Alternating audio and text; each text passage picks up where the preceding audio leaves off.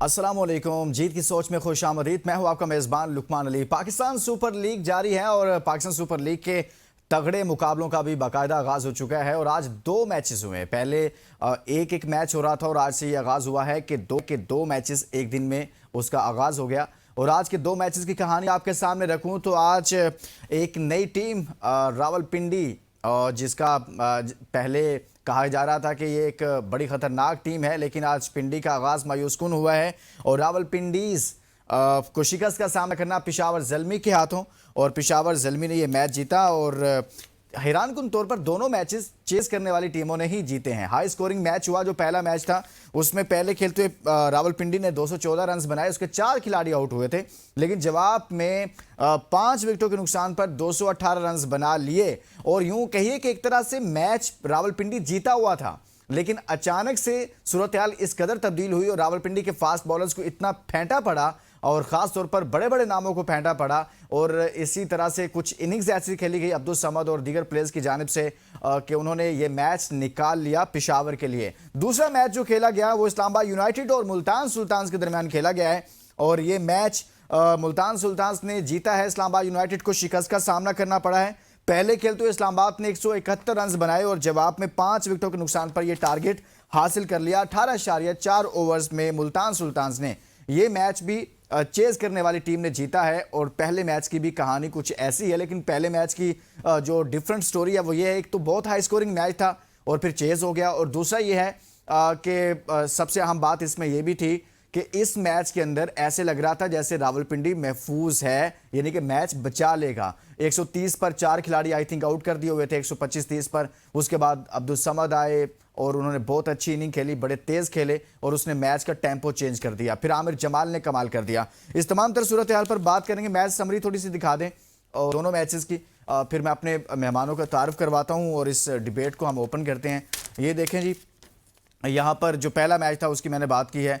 अब 214 और फिर 218 हो गए और मोहम्मद आमिर को अच्छा खासा फेंटा पड़ा। दूसरे मैच की मैच समरी दें जी, जो अभी मैच ख़त्म हुआ है थोड़ी देर पहले। उसकी कहानी आपके सामने। 171 बनाए थे, 175 बना दिए 5 विकेटों के नुकसान पर। तो मेरे साथ ज़बरदस्त किस्म के पैनल मौजूद हैं। साबिक फर्स्ट क्लास क्रिकेटर हैं हमाद सदीकी साहब हमारे साथ मौजूद हैं। हमाद साहब बहुत बहुत शुक्रिया आपका। उनके साथ तशरीफ़ रखते हैं अहमद कुरैशी, क्रिकेट एक्सपर्ट हैं। अहमद आपका बहुत शुक्रिया। मुश्तबा हसन क्रिकेट एक्सपर्ट हैं। मुश्तबा आपका बहुत बहुत शुक्रिया।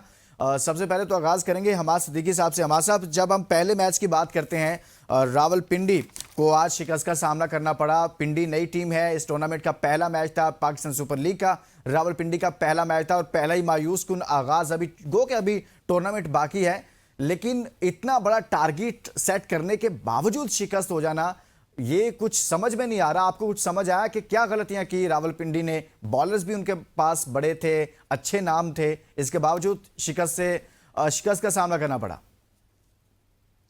थैंक यू लुकमान, बहुत बहुत शुक्रिया। बिल्कुल बड़े नाम थे और दो बड़े नाम जिसमें मोहम्मद आमिर और नसीम शाह की मैं बात करूं, 8 ओवर इन दोनों के अगर देखे जाए तो एग्जैक्टली 100 रन इन दोनों ने कंसीड किए। अगर आपके मेन बॉलर अगर इतने रन कंसीड करेंगे तो फिर आप 215 क्या 240 भी बना लें, वो भी चेज हो सकता है। लेकिन अफसोस ये हुआ कि 215 रावलपिंडी बहुत अच्छी बैटिंग की। मैं कहूंगा कि यासिर खान की अगर बैटिंग देखी जाए, स्कोर 83 और 46, मतलब ऐसी बैटिंग करके उसने दिखा दी कि बाकी जो रिजवान उनके साथ बैटिंग कर रहे थे, हालांकि रिजवान के पास ज्यादा एक्सपीरियंस था, लेकिन एक अपकमिंग यंगस्टर इतनी अच्छी बैटिंग कर रहा है तो हमें लगा कि हाँ, पाकिस्तान के पास पोटेंशियल है। पोटेंशियल की मैं इसलिए बात कर रहा हूँ कि जब भी हम अभी T20 वर्ल्ड कप खत्म हुआ है तो वर्ल्ड कप खत्म होने के बाद हमने देखा कि साहिबजादा फरहान के साथ साइम अयूब नहीं चल पा रहे थे, फखर जमान थे। चले फखर जमान है, अब उनके साथ आपके पास ऑप्शन नजर आ रहा है। लाहौर कलंदर के नईम की मैं थ्रू आउट बात करता हूं, उनको होना चाहिए। अब यासिर खान की परफॉर्मेंस आपने देख ली। अब ये वो यंगस्टर्स हैं जो पाकिस्तान के लिए बहुत अच्छा, मैं कहता हूँ, प्रोस्पेक्ट है। लेकिन जो मैच इनके हाथ से निकल रहा था वहां पे मैंने ये देखा कि माइकल ब्रेसवेल न्यूजीलैंड के और अब्दुल समद की इनिंग बहुत इंपॉर्टेंट है। अब्दुल समद पाकिस्तान के स्क्वाड में थे बांग्लादेश में, और उन्होंने जो परफॉर्म किया, उनके पास जो पावर हिटिंग की सलाहियत है ना, वो आसान नहीं है। मोहम्मद आमिर ने और नसीम शाह ने एक चीज अहमद भी, मैं आपकी तरफ वापस आता हूं। अहमद से बात जानना चाहता हूं, मैं आपके पास वापस आता हूं। अहमद भी, अहमद, ये जो पहला मैच हुआ है उसमें एक लम्हे के लिए ऐसे लग रहा था जैसे ये मैच बहुत आसानी से रावलपिंडी जीत जाएगा, लेकिन बिल्कुल सारा माहौल चेंज हो गया। विकेटें भी उड़ा दी, 125-30 पर 4-5 खिलाड़ी आउट कर दिए, 4 आउट कर दिए। फिर बाद में अब्दुल समद आए, बड़ी अच्छी इनिंग खेली। फिर जैसे अभी बात कर रहे थे हमारे भी माइकल ब्रेसवेल आए, वो बड़ा अच्छा खेले और उन्होंने 17 बॉल पे 35 रन नॉट आउट गए और 11 बॉल पर 33 अब्दुल समद ने किए। फिर 5 पर 17 रन जो आमिर जमाल ने किए वो भी कमाल के थे। तो आप क्या समझते हैं कि रावलपिंडी ने क्या गलतियां की हैं कि एकदम से इतना बड़ा टारगेट सेट किया, उसके बावजूद मैच हाथ से निकल गया? अच्छा, आई थिंक कि जो फास्ट बॉलिंग थी नसीम, और अगर आप आमिर की बॉलिंग देखें वो बहुत ही ऑर्डिनरी थी और वो फ्रस्ट्रेशन में बॉलिंग कर रहे थे और साफ फ्रस्ट्रेशन उनकी बॉलिंग में भी नजर आ रही थी और उनकी शक्लों पे भी नजर आ रही थी।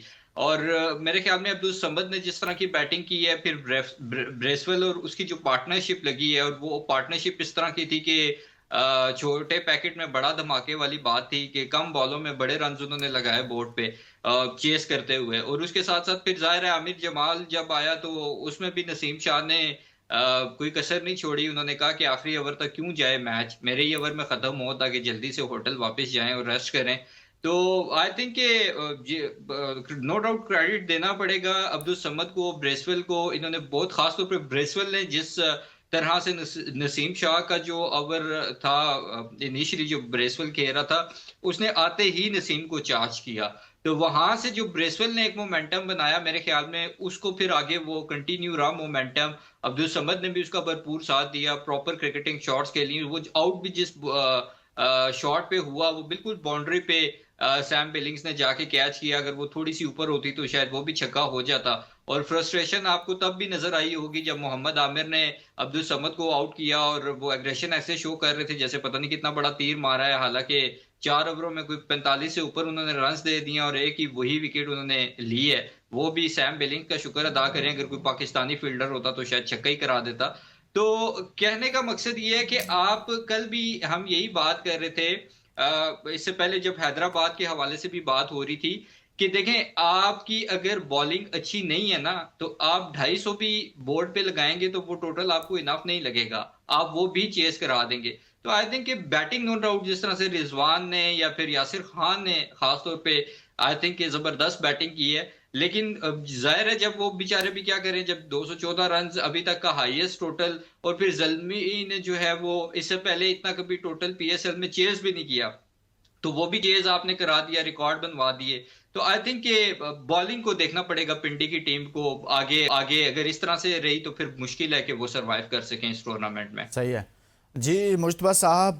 रावलपिंडी पहली बार इस टूर्नामेंट का हिस्सा बनी है, नई टीम है, लेकिन प्लेयर्स तो कुछ ऐसे हैं जो लंबे अरसे से पाकिस्तान की तरफ से भी खेले, फिर उनके कैप्टन मुल्तान सुल्तान की कप्तानी करते रहे हैं और पाकिस्तान क्रिकेट का एक बड़ा नाम है। लेकिन अच्छा टारगेट सेट करने के बावजूद शिकस्त का सामना करना पड़ा। आपके ख्याल में कहाँ पर क्या गलती की?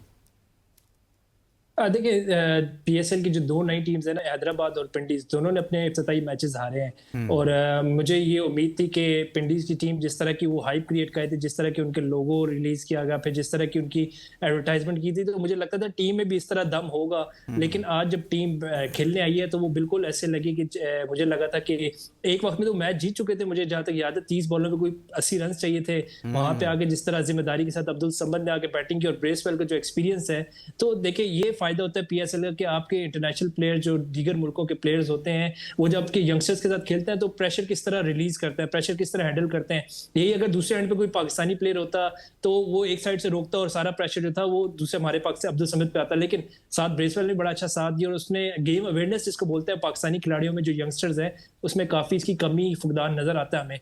लेकिन वहां पे ब्रेसवेल थे, इंटरनेशनल तजर्बा है, न्यूजीलैंड से उनका ताल्लुक है, बड़ा अच्छा प्लेयर, उन्होंने जिस तरह साथ दिया अब्दुल समद का।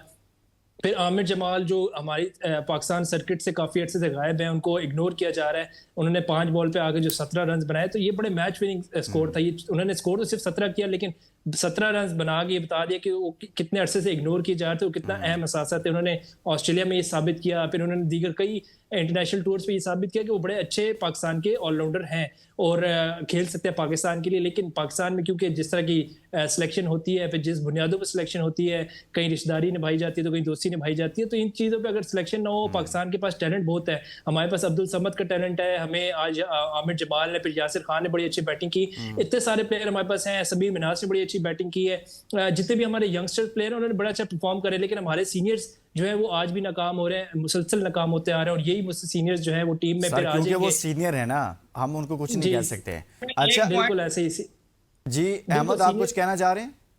जी जी। अच्छा, मुश्तबा बात कर रहे थे पिंडी की टीम के लोगो की और ब्रांडिंग की और मार्केटिंग की, तो इनको पता नहीं क्या खास नजर आया है। मुझे तो ऐसा कुछ खास नजर नहीं आया। हम वो बचपन में जुमा पढ़ के मस्जिद के बाहर से जैसे वो रंग बिरंगा गोला नहीं खाते थे, उस तरह की इनकी कोई ब्रांडिंग है, बिल्कुल ही बिलो हम्म। द बेल्ट देखें, मार्केटिंग की बात करें नहीं आई। अभी तक इस पूरे, अगर पीएसएल सीजन 11 में देखा जाए तो सबसे ज्यादा जो हमें चीज नजर आई वो पिंडी कभी गाना रिलीज कर रहे हैं, तो कभी लोगो, कभी मोटरसाइकिल रैली निकाल रहे हैं, तो कभी वो मामू बर्गर के पास जा रहे हैं। इस तरह की चीजें जो है वो हमें पिंडीज की टीम की तरफ से नजर आई। हालांकि हरियाणा टीम थी लेकिन उस तरह की उनकी ब्रांडिंग नहीं, उनको तो जो चीजें थी वो सामने आती नहीं है। लेकिन पिंडी के बारे में हम सुनते थे कि इस दफा बड़ा हाइप क्रिएट किया जा रहा है, पिंडी जो है बड़ी अच्छी टीम है, फिर बड़े बड़े नाम आ रहे हैं। दूसरी तरफ अगर देखते हैं तो जितने भी अच्छा आपके अच्छा, जो चलो foreigner ठीक है। इस्लामाबाद यूनाइटेड थी, रावलपिंडी इस्लामाबाद यूनाइटेड, रावलपिंडी भी इस्लामाबाद यूनाइटेड को बैक करता था, थोड़ी ओनरशिप भी वहाँ के शहरी लेते थे कि यार ये हमारी टीम है। लेकिन हमेशा गिला शिकवा ये रहता था कि इस्लामाबाद यूनाइटेड कोई ऐसी एक्टिविटीज़ नहीं करते थे जिससे पब्लिक को, क्रिकेट फैंस को इंगेज किया जाए। अलबत्ता चूंकि मैच पहला बेशक हार गए, लेकिन पिंडी ने कुछ ना कुछ ऐसी एक्टिविटीज़ की हैं कि रावलपिंडी के शहरियों को थोड़ी सी उनको लगा कि यार ओनरशिप मिल रही है, कि ये हमारी टीम है, कुछ ना कुछ हो रहा है। अच्छा हमाद भाई, जो मैं आपसे ये जानना चाहता हूँ कि आमिर जमाल पर बात हो रही है, 5 बॉल पर 17 रन किए, लेकिन उधर 3 ओवर्स में 43 रन खाए भी, 1 विकेट हासिल की है। तो आमिर जमाल एक लंबे अरसे से मेन जो स्क्रीन है उससे आउट हैं, इन आउट रहा है इनका, और काफ़ी डिस्कशन होती है कि यार हमें एक ऐसे ऑलराउंडर्स की ज़रूरत है, जैसे अब्दुल रज़ाक थे, जैसे अजहर महमूद थे, या फिर बाद में स्पिनर शुएब मलिक भी आ गए। तो ऐसा ऑलराउंडर जो है आमिर जमाल हो सकते हैं, लेकिन वो आ नहीं पा रहे उस फ्रेम के अंदर। इसकी क्या वजूहात हैं? देखिए लुकमान, बड़ा अच्छा पॉइंट आपने हाईलाइट किया। मैं इसको इस रेफरेंस में लूंगा कि नेक्स्ट T20 वर्ल्ड कप 2 साल के बाद ऑस्ट्रेलिया के पिचेस में हो रहा है, ऑस्ट्रेलिया और न्यूजीलैंड में हो रहा है। और आमिर जमाल चूंकि ऑस्ट्रेलिया में जाके जबरदस्त डिलीवर करके आए हैं, तो हमें ऐसा ऑलराउंडर चाहिए था। फहीम अशरफ और आमिर जमाल को अगर मैं कंपेयर करूं तो मैं इनको ज्यादा हाईली रेट करूंगा। रीजन क्या है? अगर आपने बैटिंग देख ली इनकी, पावर हाउस, दोनों बड़े अच्छे, एक लेफ्ट हैंडेड एक राइट हैंडेड, दोनों भी पाकिस्तान टीम में हो सकते हैं। अगर हमारे पास फास्ट बॉलर इतने अच्छे नहीं हैं तो हम इनको खिला सकते हैं, क्योंकि देखिए 4 ओवर में ज्यादातर बॉलर 40-45 रन दे ही रहे हैं। अगर इन दोनों को खिलाएंगे तो आपके पास बैटिंग ऑप्शन ज्यादा हो जाएगा, आपकी बैटिंग डीप हो जाएगी। आमिर जमाल आज मैंने जो देखा वो टेल इन कर रहा था, स्विंगिंग यॉर्कर करने की कोशिश कर रहा था, और जब डेथ ओवर में शुरू में उसको ज्यादा रन पड़ गए, लेकिन जब वो सेकंड स्पेल में आया तो आपको नजर आता कि डेथ ओवर्स में जिस लेंथ पे बॉल करनी चाहिए वहां पे वो बॉल कर रहा था। बेशक 43 रन भी considered in of his 3 overs, लेकिन मैं कहूंगा कि पाकिस्तान क्रिकेट को गोइंग फॉरवर्ड, जो कि T20 वर्ल्ड कप है इन ऑस्ट्रेलिया न्यूजीलैंड, हमें आमिर जमाल को अपने अपने प्लान में बिल्कुल इसको कंसीडर करना पड़ेगा। उसके जो इसके अलावा रीजंस हैं उनको पहले सॉर्ट आउट कर लें, क्योंकि अभी एक और नया, जैसा हम कल कहें कि नसीम शाह का भी एक केस खुल चुका है। तो ये डिसिप्लिनरी एक्शन जो भी कर रहे हैं, अगर पनिश करना है या फाइन करना है करके, ताकि ये पाकिस्तान के लिए एसेट है। एक मैसेज इनको दिया जाए कि डिसिप्लिन होना पड़ेगा इनको, अगर इन्हें खेलना है, क्रिकेट खेलनी है, कोड ऑफ कंडक्ट जो भी है। नहीं हमाद भाई, कल अहमद ने बड़ा मुकदमा लड़ा है सर, आपको पता है आप शो में थे। आप देखें, हाँ जी जी, हाँ देखें, आप जब साइन करते हैं ना पीसीबी के साथ कॉन्ट्रैक्ट, जज्बाती होने की जरूरत नहीं, पॉलिटिकल एफिलिएशन बिल्कुल ऐसे ही है, 100%। वो भी इस बात से एग्री करते हैं, बिल्कुल ऐसे ही है, ठीक कह रहे हैं।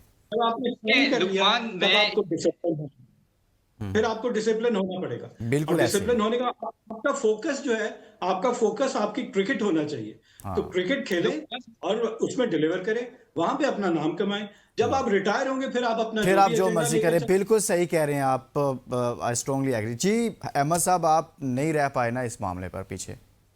नहीं देखें, डिसिप्लिन की बात मैं बिल्कुल इस चीज से एग्री करता हूं। जब आप कॉन्ट्रैक्ट साइन करते हैं तो फिर, और इतने पैसे भी ले रहे होते हैं, तो आपको फिर डिसिप्लिन को मेंटेन करना चाहिए। बिल्कुल ऐसे। लेकिन क्या ये डिसिप्लिन सिर्फ खिलाड़ियों के लिए है? वकार यूनुस, शुएब मलिक, जब आपने यहाँ पे चैंपियंस कप अनाउंस किया और उसके उनको मेंटोर लगाया, वो चैंपियंस कप के मेंटोर भी बने हुए थे, पीसीबी से तनख्वाह ले रहे थे, प्रॉपर जॉब थी उनकी।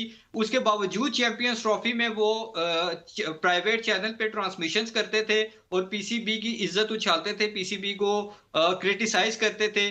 तब पीसीबी ने डिसिप्लिनरी एक्शन क्यों नहीं लिया? तब पीसीबी ने ये बात क्यों नहीं की कि आप हमारे कॉन्ट्रैक्ट में हैं, आप कैसे हमारी जॉब करते हैं, हमसे तनख्वाह लेते हैं और टीवी पे बैठ के हमें ही गालियां देते हैं और हमें ही बुरा भला कहते हैं? क्योंकि जब आपके बड़े नाम असर रसूख वाले जो नाम होते हैं, उनके ऊपर आपका जोर नहीं चलता, उनके ऊपर आपका बस नहीं चलता, तो वहां आपकी जो डिसिप्लिनरी कमेटी है या एक्शन है। लेकिन अहमद साहब ये भी तो हो सकता है ना, हो सकता है कि जिन लोगों के आपने नाम लिए हैं वो टीवी पर बैठ के पीसीबी को उल्टा बचा ही रहे हो, वो कह रहे हो अच्छा ठीक है, कोई सवाल। अगर हाँ शोज लंबी देखें, ये बहुत लंबी बहस है। जी, देखिए, हमाद भाई की हमें बात सुन लें जी, पढ़ना अहमद चाहिए। हमाद भाई की सुन लें जी, हमाद भाई। देखिए बहुत लंबी बहस है। अगर वो हाँ। पाकिस्तान क्रिकेट बोर्ड के पेरोल पे थे और जाके करे थे तो बगैर परमिशन के वो नहीं गए होंगे। बिल्कुल ऐसे गए ही। होंगे और लाइन ड्रॉ की गई होगी। उस लाइन के अंदर रहते हुए इतना इतना मार्जिन होता है कि आप हाईलाइट कर सकें कि लूप होल्स कहाँ पे हैं, उनको वो हाईलाइट कर रहे थे। तो मैं कहूँ बिल्कुल फेयर एनफ। देखें, अब इसमें जो मार्जिन की बात कर रहे हैं ना हमाद साहब, मैं एग्री करता हूं इस बात से, लेकिन आप फिर नसीम शाह को ये मार्जिन भी तो देना कि अगर वो कह रहा है कि मेरा अकाउंट हैक हुआ है, उसने ट्वीट डिलीट कर दी और जस्टिफिकेशन दे दी, तो बात को आप रफा दफा करें या खत्म करें। वहां पे आप देखिए अभी तो ये मीडिया बात लुकमान में अभी तो ये बात साबित भी नहीं हुई कि क्या आया ये ट्वीट दुरुस्त थी या ये ट्वीट वाकई इनका अकाउंट हैक हुआ होता। तो मेरे ख्याल से अभी तो मामला चल रहे हैं, तो जब तक कोई फैसला नहीं होता इस पे हमें कोई कमेंट्स देने से पहले मेरे ख्याल से ये देखना चाहिए कि क्या वाकई इनका अकाउंट हैक हुआ। अगर अकाउंट हैक हुआ है फिर तो वो बेगुनाह है, वो साबित हो जाएंगे और उनका जो फाइन वगैरह जितनी भी बातें हैं वो सारी खत्म हो जाएंगी। लेकिन दूसरी तरफ पीसीबी उनको भी पैसे दे रहा है जो कोई काम ही नहीं करता। आकिब जावेद मुसलसल पाकिस्तान क्रिकेट बोर्ड का हिस्सा है, वो भी तो तनख्वाह ले बिल्कुल ठीक कह रहे हैं यार। उस पे कोई आप उस पे बात करें ना भाई साहब, वो आकिब जावेद साहब की मुश्तबा साहब कह रहे हैं सर अच्छे खासे पैसे ले रहे हैं, पैसे उनका हक है लेना, जाहिर सी बात है वो पाकिस्तान की तरफ से खेले हैं, बड़ा नाम है इसमें कोई शक नहीं। लेकिन जो रिजल्ट आ रहा है सर, रिजल्ट पता है क्या है आपको? अभी जो लास्ट प्रेस कॉन्फ्रेंस उन्होंने की थी वो हमें सबको आकर समझा रहे थे कि भाई हार जाना कोई बड़ी बुरी बात नहीं, हम चैंपियंस ट्रॉफी हार गए तो बड़ा तूफान आप लोगों ने उठा दिया कि जी ये होना चाहिए था, कुछ नहीं होना चाहिए था। फिर उन्होंने कहा जी आप बड़ी जल्दी करते हैं, आप वर्ल्ड कप हार जाते हैं, आप तूफान ले आते हैं। तो मैंने तो उस दिन कहा था कि भाई बेहतर है आकिब जावेद साहब को हटाकर किसी मोटिवेशनल स्पीकर को यहां पर बिठा दें ताकि वो हमें मुतमिन सही कर सके। इनसे बेहतर वो काम कर लेंगे, हमारे पास बहुत सारे मोटिवेशनल स्पीकर हैं। तो पीसीबी को चाहिए आकिब जावेद साहब की जगह उनको ले आए, बातों में ही हमें परफॉर्मेंस देनी है ना। तो मेरे ख्याल में वो ज्यादा हमें अच्छा दिलासा देंगे, ज्यादा अच्छी हिम्मत देंगे आकिब जावेद साहब से कि ग्राउंड में तो परफॉर्मेंस नहीं आनी लेकिन बातों में आके हमें समझा देंगे कि कोई मसला नहीं है, हार गए हैं, क्या है दुनिया हारती है, हार के ही बनती है, जुमले ही बनाने हैं ना। तो हमारे पास पाकिस्तान में बहुत सारे मोटिवेशनल स्पीकर हैं, पीसीबी को हायर कर लेने चाहिए थे। अच्छा अहमद, आपका मैं कमेंट चाहता हूं उस भाईजान, ये जो आमिर जमाल वाला मामला है ना, इस पर बात की है, मुश्तबा ने भी, हमाद सदीकी साहब ने भी बात की है। सर क्यों नहीं आमिर जमाल साहब जगह बना पा रहे, जबकि हम ये डिस्कस भी करते हैं कि हमारे पास अब्दुल रज़ाक जैसा ऑलराउंडर नहीं है, हमें कमी महसूस होती है, हमारे पास उस तरह की चीज़ नहीं है। तो कुछ लोग कहते हैं यार ये इसमें है इतना पोटेंशियल, हम कर सकते हैं, ये लड़का ये सलाहियत रखता है, तो क्यों नहीं वो जगह बना पा रहा? देखें, एक तो जो आकिब जावेद की आप प्रेस कॉन्फ्रेंस की बात कर रहे थे ना कि वो कहते हैं सिर्फ एक मैच आ रहे हैं और वो मोटिवेशन दे रहे थे कि कोई बात नहीं। आप आकिब जावेद की अगर pre world cup press conference उठा के देखें तो उसमें वो बड़ी बड़ी बढ़ के मार रहे थे कि अगर पाकिस्तान टीम की परफॉर्मेंस 19-20 हुई तो मैं जिम्मेदारी लूंगा। तो फिर उस वक्त जिम्मेदारी लेते। तो ये जो है ना बातें करोड़ों की दुकान पकौड़ों की वाला हिसाब है। यहाँ ऊपर से नीचे तक सबकी हमने बातें सुनी है, सिर्फ बातें ही होती हैं। रह गई बात आमिर जमाल की, तो देखें आमिर जमाल का थोड़ा सा केस इस वजह से डिफरेंट है कि क्योंकि जो उसने कैप पहनी हुई थी उस पे एक पॉलिटिकल जो इमरान खान साहब से रिलेटेड 804 लिखा हुआ था। अब मैं क्या घुमा फिरा के बात करूं, अवाम भी बची नहीं है। तो 804 सर वो 804 जो था वो अटक जेल वाला था, जो अडयाला वाला वो नंबर चेंज हो चुका है, तो लिहाजा उनको भी माफी दे दे अगर ये मामला है तो भाई। आपको पता है अडयाला में उनका नंबर और है। देखिए नसीम शाह की तो ये था ना कि ट्वीट थी, अब हमें नहीं पता कि वो उन्होंने खुद की या जो भी, लेकिन वो अगर ये कहते हैं कि जी हमने ये फेक मतलब हैक होके हुई है तो चलो मान लेते हैं। आमिर जमाल तो ये भी नहीं कह सकते ना कि मेरी कैप किसी ने जो है मेरे से किडनैप कर ली थी या मुझे कनपट्टी पे पिस्टल रख के वो 804 लिखवा है। बहरहाल जो भी था, पीसीबी भी पता है ऑनरशिप नहीं लेता अपने प्लेयर्स की। पीसीबी को चाहिए कि इन बच्चों को समझाए, इनको कोड ऑफ कंडक्ट का बताए, जो भी है आप फाइन फून करके मामले को रफा दफा करें। लेकिन अनफॉर्चुनेटली हमारे यहाँ ये जो प्लेयर्स के कैरियर खाने वाला रिवाज है ना, ये बहुत बुरा है। अब आमिर जमाल भी आपकी इसकी एग्जांपल है। ऑस्ट्रेलिया का टूर हुए हुए भी पता नहीं कि 2 साल हो गए हैं, वहां पे ये इंसिडेंट हुआ। उसके बाद वही बात है कि वो आपको कोई सच पाकिस्तान की तरफ से या कोई मेजर टूर्नामेंट, इवन शाहीन वगैरह में भी उसकी जगह बनती थी, ये पाकिस्तान शाहीन वगैरह में, उसमें भी आपने उसको अपॉर्चुनिटी नहीं दी। तो अन्ना का मसला नहीं बनाना चाहिए। अगर कोई ऐसी चीज है तो उनको समझाएं, उन चीजों को ठीक करने की जरूरत है, रहते दें कि आप पूरे के पूरे कैरियर ही उनके तबाह कर दें। सही हो गया। जी हमाद भाई, जगह क्यों जी जी, उनको जगह क्यों नहीं दी? वो फिट नहीं थे, फिजिकल फिटनेस का इशू था, इसलिए वो डोमेस्टिक भी नहीं खेल रहे थे। अब वो पूरी तरह रिकवर हो गए, अब वो वापस आ गए। अब वो परफॉर्म करें, उसके बाद अगर नहीं मौका मिलेगा तो फिर हम जरूर इस पे बात कर सकते हैं। पीछे का मौका देने का रीजन यही था कि फिटनेस के मसाइल तो फखर जमान के साथ भी थे। हमने देखा वो नेशनल कप भी खेल रहे थे, कप्तानी भी कर रहे थे। तो ये आकिब जावेद जिस प्लेयर को ना खिलाना उसको कहते हैं वो फिट नहीं है। तो वो बाबर आजम ने भी दिखा दिया था कैसे वो फिट थे, फखर जमान कैसे फिट थे, आमिर जमाल भी फिट था। देखिए एकदम से उसकी इंजरी तो नहीं हुई थी ना, वहां पे जाकर ऑस्ट्रेलिया में कितना उसे सेंचुरी स्कोर किया था, मुझे याद है।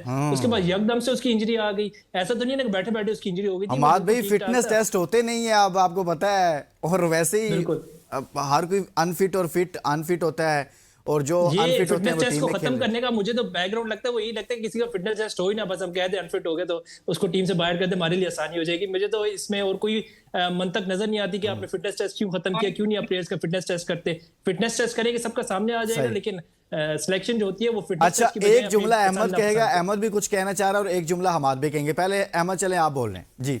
ये जो बात हम लोग कर रहे हैं ना, देखिए सिर्फ आकिब जावेद को इसमें एटलीस्ट मैं ये नहीं कहूंगा कि सारा कसूर उनका है। 2023 के आप अगर वर्ल्ड कप को भी उठाएं, उसामा मीर और फखर जमान, इन लोगों के बारे में आप कहते थे इंजर्ड है इंजर्ड है। जब उसको खिलाया तो न्यूजीलैंड वाली आप उसकी इनिंग्स देख लें। यहाँ पे वर्ल्ड कप में आपने ढिंडोरा पीटा के वो इंजर्ड है वर्ल्ड कप के बाद वो बोर्ड को ही नहीं पता, बोर्ड के लोग कह रहे हैं वो इंजर्ड है, वो पहुंचा हुआ नेशनल T20 कप खेलने के लिए।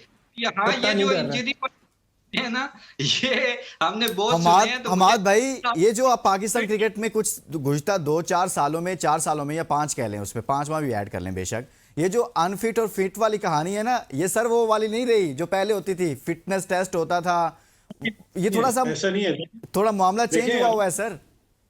देखिए न्यूजीलैंड की टीम जो कि इतना अच्छा खेल रही थी, माइकल ब्रेसवेल उनके कैप्टनसी भी करते रहे शॉर्टर फॉर्मेट में। जब टीम अनाउंस हुई थी ना, उस वक्त उनकी फिजिकल फिटनेस नहीं थी, इसलिए माइकल ब्रेसवेल न्यूजीलैंड की टीम में नहीं नजर आए। 1 महीने से ज्यादा टूर्नामेंट चला, उतना टाइम मिल गया उनको रिग्रुप करने में, अपनी फिटनेस को बहाल करने में।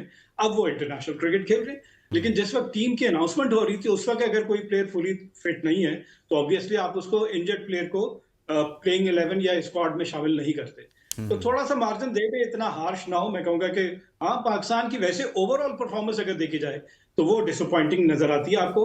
हम अभी तक स्टैब्लिश नहीं कर पा रहे। हम सवालिया निशान अगर खड़ा करें अपने डोमेस्टिक क्रिकेट के ऊपर कि हम ऐसे प्लेयर प्रोड्यूस नहीं कर पा रहे कि पहले तो हम फास्ट बॉलर बड़े एबंडेंस में प्रोड्यूस करते थे, अब वो भी हम स्ट्रगल कर रहे हैं। जेन्युइन फास्ट बॉलर नहीं आ रहे।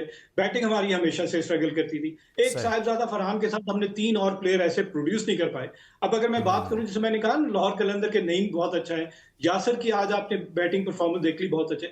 इस तरह के इन प्लेयर्स को 4-5 प्लेयर्स को आप T20 स्पेशलिस्ट समझे। अब्दुल समद ने जो आज इनिंग खेल कर दिखाई है ना, इनके साथ मैं चाहूंगा इरफान खान नियाजी भी पाकिस्तान के प्लान में होना चाहिए। ठीक है हमाद सिद्दीकी साहब, एक ब्रेक लेते हैं, ब्रेक के बाद वापस आते हैं, कुछ मैच के हवाले से भी बात करेंगे, और कल 2 और मैचेस होने हैं उस हवाले से भी बात करेंगे। और बाबर आजम ने भी रन्स किए हैं, ये नहीं हो सकता कि बाबर आजम रन्स नहीं करे तो सारे डंडोरा पीटना शुरू कर दें। देखें किंग साहब ने क्या किया, अगर बाबर रन्स करते हैं तो भी बात होनी चाहिए। इस ब्रेक के बाद करेंगे। Welcome back. ब्रेक के बाद प्रोग्राम के इस हिस्से में हम कुछ बात करेंगे कि पेशावर ज़ल्मी की तरफ से बाबर आजम ने भी रन्स किए। उनकी टीम हारी है लेकिन उन्होंने कुछ रन्स किए हैं, 28 बॉल पर 39 रन्स किए हैं। यानी कि मैं इसलिए इस पर बात करना चाहता हूं कि यही बाबर आजम अगर 0 पर आउट हो जाते, 4 रन्स बनाते, 3 रन्स बनाते, 5 बनाते, मैंने भी बात करनी थी, देखें बाबर आजम ये हो गया वो हो गया, सब ने यही बात कर रहे होना था। लेकिन अगर रन्स किए हैं, बहुत ज़्यादा नहीं किए लेकिन एटलीस्ट अच्छे रन्स हैं, 28 पर 39। और इसके साथ साथ बाबर साहब ने एक छक्का भी मारा है, 4 चौके मारे हैं, 139 का स्ट्राइक रेट है। लेकिन इसके साथ ही मैं अगली बात भी आपको बता दूं, IPL भी चल रहा है उधर बाबर नहीं, उधर विराट कोहली साहब ने भी रन्स किए हैं। विराट कोहली ने किए 38 बॉल पर 69 रन्स, बाबर ने किए 28 बॉल पर 39 रन्स। विराट कोहली ने 5 छक्के 5 चौके मारे हैं और 181 के स्ट्राइक रेट से वो खेले हैं। बाबर आजम खेले हैं 139 के स्ट्राइक रेट से। अहमद कुरैशी साहब, बाबर आजम ने रन्स किए हैं, हारिस ने भी किए हैं 28 पर 47, लेकिन चूंकि बाबर ना रन्स करते तो ज़्यादा तनकीद होनी थी, इसलिए मैं चाहता हूँ कि अगर रन्स किए हैं, कुछ अच्छा खेले हैं तो बात होनी चाहिए, अच्छे की भी बात होनी चाहिए ना। आप पता नहीं आप इसको अच्छा समझेंगे या नहीं समझेंगे, वो आपकी मर्जी है भाई। पहले तो आप मुझे ये बताएं कि क्या ये जो दोनों की इनिंग्स का डिफरेंस है, ये देख के इसका कोई कंपैरिजन करना बनता था दोनों का? यार मैंने चूंकि डिस्कस होता रहता है ना, मैंने कहा यार वो भी अक्सर बात होती है, तो मैंने कहा क्यों ना, मैंने अप्रिशिएट किया ना, विराट कोहली साहब अच्छा खेले हैं, आज दोनों को अप्रिशिएट किया। मैंने तो कंपैरिजन किया ही नहीं है ना भाई, मैंने तो कहा दोनों अच्छा खेले हैं। देखिए, मैं आपसे यही सुनना चाहता था कि कंपैरिजन होता रहता है, बात होती रहती है, ये बात बस बात करने के लिए कुछ है नहीं। हाँ बहरहाल आई विराट की तो जिस तरह की परफॉर्मेंस है उस हाँ डाउनफॉल के बाद जब से उसका कमबैक हुआ, आई थिंक कि हमेशा से ही अच्छा लगता है कि जब आप एक वर्ल्ड क्लास बैटर को देखते हो फ्लो के साथ रन्स करते हुए। मैंने उसकी इनिंग्स तो नहीं देखी अभी, आपने ही बताया, तो आई होप कि अच्छी खासी तगड़ी उसने इनिंग्स खेली है, इतने छक्के भी लगाए हैं। बाबर आजम की जहां तक बात है, same old story, almost run of ball होता है या बॉल्स का और रन्स का खाली 10 रन्स का 5 रन्स का डिफरेंस होता है। अब मेरे ख्याल में हम कह कह के भी थक गए और अब एक्सपेक्ट करना भी बाबर आजम से इससे ज्यादा शायद नहीं, मेरे आज ख्याल जो में उन्होंने इनिंग खेली आप इससे मुतमिन नहीं है? नहीं, मैं नहीं मुतमईन। उसकी वजह ये है हाँ कि अगर ब्रेसवेल है या नीचे अब्दुल समद है, ये आपको रोज रन्स नहीं करके देंगे ना, इस तरह से मैचेस जिता के देंगे, ठीक है। ये है कि नो डाउट आज अगर आप देखें ना कि बॉल्स और रन्स का जितना डिफरेंस था, इन दोनों ने एक्स्ट्रा ऑर्डिनरी खेला है। अगर इनमें से एक भी जल्दी आउट हो जाता तो मेरा नहीं ख्याल कि पेशावर ज़ल्मी ये मैच जीत सकता था। फिर बेशक आ जाता आपका आमिर जमाल भी एक कंफर्टेबल सिचुएशन में ही था एज कंपेयर टू ब्रेसवेल और अब्दुल समद। तो बाबर आजम को रिस्पॉन्सिबिलिटी लेनी सही, पड़ेगी, थोड़ा ठीक हो गया, खेलना ठीक हो गया, पड़ेगा। काफ़ी हो गया मेरे ख्याल में इस पर कमेंट। मुश्तबा आप भी बात करना चाहते हैं, क्योंकि अक्सर लोग बात ना करें बाबर पर, और मेरे ख्याल में वो समझते हैं कि बात पूरी हुई नहीं है। तो बाबर आजम की इनिंग से आप मुतमिन हैं या नहीं मुतमिन? अहमद साहब तो कह रहे हैं भाई मैं तो मुतमिन नहीं हूँ। देखिए, आपने बहुत बड़ी ज्यादती की है विराट कोहली को बाबर जैसे प्लेयर के साथ कंपेयर करके। यार बाबर बड़ा प्लेयर है ना भाई, मैंने जिस आपको दिन बाबर आजम विराट कोहली की तरह 5 छक्के और 5 चौके लगाएगा, मैं उस दिन क्रिकेट देखना छोड़ दूंगा। मैं आपके साथ कह रहा हूँ, ये आपसे कमिटमेंट कर रहा हूँ कि बाबर जिस दिन T20 में 5 छक्के लगा देगा, मैं क्रिकेट देखना छोड़ एक दूंगा, इनिंग क्योंकि में। वो क्रिकेट पे सवाल होगा, रहेंगे वो क्रिकेट पे फिर सवाल आप का दिन होगा। 28 बॉल पे 38 रन बनाए हैं। दूसरी तरफ अगर देखें तो ये किसी मुश्किल सिचुएशन में आपने बतौर ओपनर आगे बनाया। विराट कोहली ने यकीनी तौर पे, मैंने क्योंकि इनिंग देखी तो नहीं है, लेकिन मुझे ये 100% श्योर कि उस सूरत-ए-हाल में बनाई होगी जब इस टीम को रन रेट की जरूरत थी, अच्छे रन की 200 जरूरत थी। प्लस टारगेट था उनके 200 सामने, उन्होंने प्लस चेस किया टारगेट उन्होंने। था, तब देखें विराट कोहली नहीं, और यही अगर 200 प्लस टारगेट होता तो आप बाबर आजम की इनिंग देखते, तब भी 28 बॉल पे 30 35 40 रन ही होते।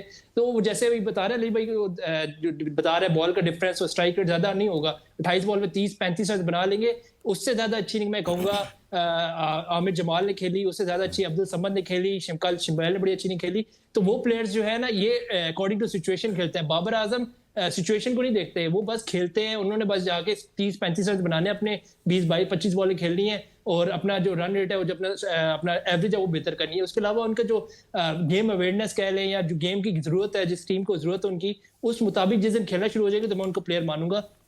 अभी मेरा नहीं ख्याल कि आप बाबर को ज्यादा हाई रेट करें। मेरे ख्याल से आप बात करें तो आज अब्दुल समद की बात करें, आप बात करें ब्रेसवेल की बात करें, क्योंकि वो प्लेयर है जिनको देखने में सही अच्छा हो गया, लगता है, ठीक है। जो आके अच्छा सर, एक और cooperative- चीज भी हुई है, दूसरे मैच पर बात तो मैं करना चाहता हूं, लेकिन मैं यहां से निकल ही नहीं पा रहा। क्यों नहीं निकल पा रहा?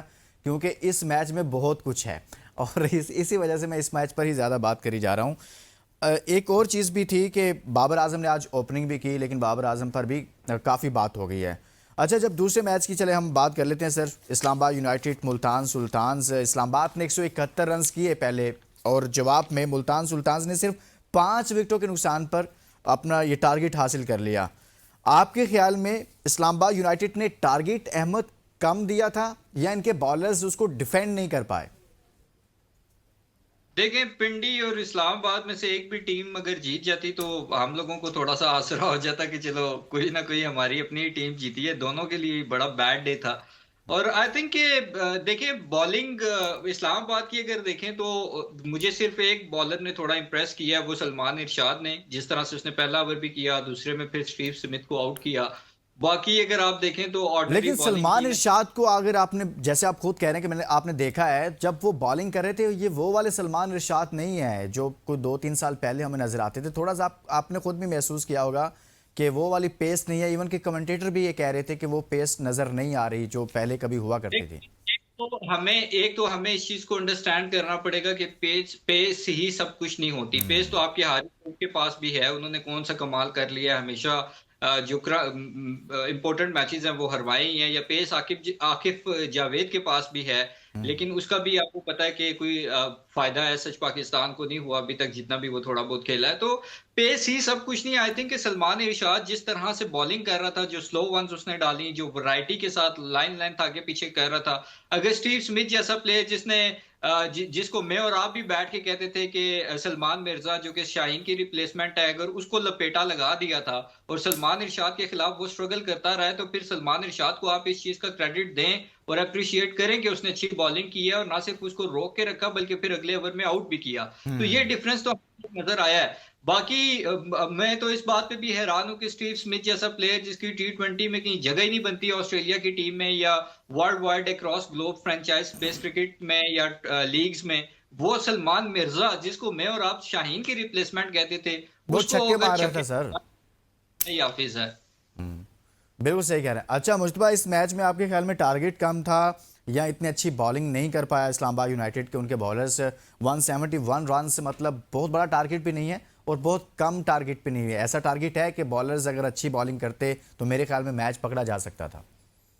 जी बिल्कुल, कुदरत का निज़ाम जो है वो हर जगह नहीं चला। आज इस्लामाबाद को भी शिकस्त हुई और पिंडी को भी दूसरी तरह शिकस्त हुई। एक तरफ था पाकिस्तान का प्रीमियर ऑलराउंडर जिसको सकलैन मुश्ताक कहते हैं कि पाकिस्तान में इस वक्त उससे बड़ा कोई ऑलराउंडर नहीं है। वो थे, वो उन्होंने बैटिंग में जो किया, जिस वक्त जरूरत थी उस वक्त स्कोर नहीं कर पाए। बॉलिंग भी ठीक, उन्होंने 2 विकेटें ली हैं, लेकिन उनकी बॉलिंग पे मैं हमेशा से मैं कहता हूँ कि डोमेस्टिक में बड़ी अच्छी परफॉर्म करते हैं, लेकिन जब बात आती है इंटरनेशनल मैचेस की तो वो उनकी बॉलिंग पता नहीं विकेट लेना भूल जाता है, फुल टॉस कराना शुरू हो जाते हैं।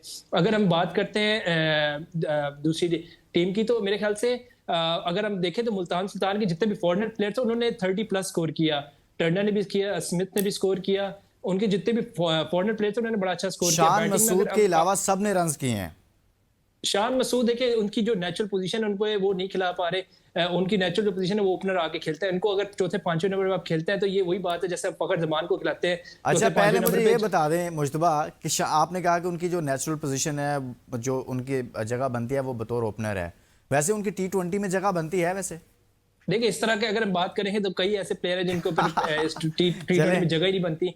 हमारे पास बड़ी बड़ी एग्जांपल्स है। तो अगर इस तरह आपने खिलानी एडजस्टमेंट जैसे पाकिस्तान क्रिकेट, बहुत शुक्रिया मुश्तबा आपका और बहुत शुक्रिया अहमद आपका। आज 2 मैचेस हुए, कल भी 2 मैचेस खेले जाएंगे और कल जो मैचेस खेले जाएंगे कोयटा वर्सेस हैदराबाद, दूसरा मैच होगा लाहौर वर्सेस कराची।